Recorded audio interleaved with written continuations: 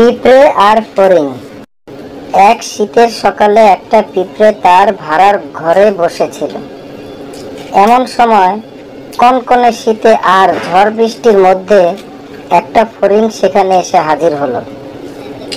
ফড়িং পিঁপড়েকে ডেকে বলল, ভাই, তোমার ভাড়ার থেকে আমায় কিছু খাবার দেবে? আমার ঘরে কোনো খাবার নেই।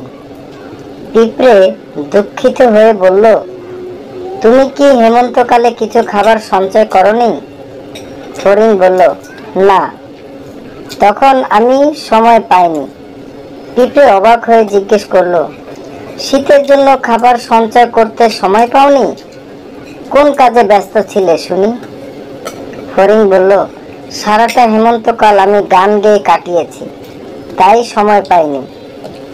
পিঁপড়ে অসন্তুষ্ট হয়ে বলল, বেশ করেছ, শীতকালটা তবে তুমি নেচে কাটিয়ে দাও। এই বলে পিঁপড়ে তার ভাড়ার ঘরের দরজা বন্ধ করে দিল। কাজের সময় কাজ না করলে কষ্ট পেতে হয়।